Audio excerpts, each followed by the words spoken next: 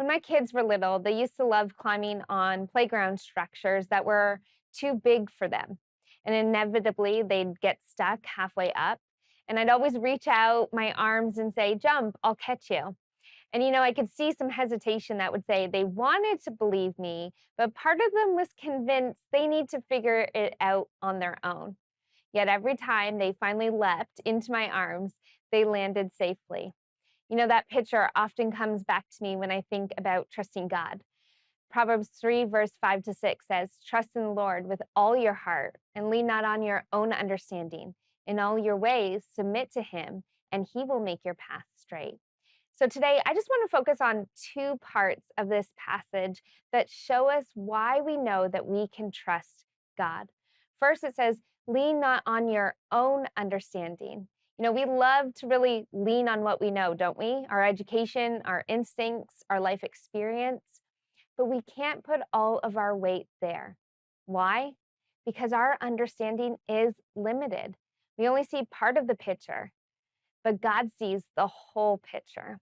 So when I lean into God's promises, reminding myself that He is good, that He never leaves, and that He works all things together for our good, I find peace that doesn't make sense.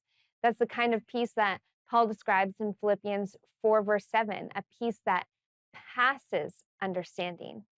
Leaning not on our own understanding isn't about ignoring common sense. It's about refusing to place our confidence in it above God's word. Secondly, it says to, in all your ways, submit to him.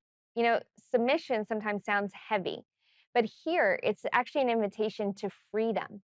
To submit means to yield or to hand over control. It's saying, "God, my life belongs to you." In God's kingdom, surrender is the very place of victory. Think of Esther. She had every reason to hold back from risking her life before the king.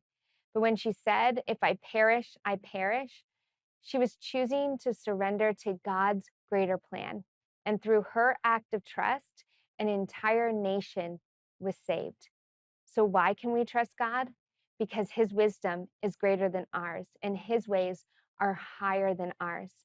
Trusting him means refusing to lean on what we see and surrendering instead to who he is. And that will build bold faith.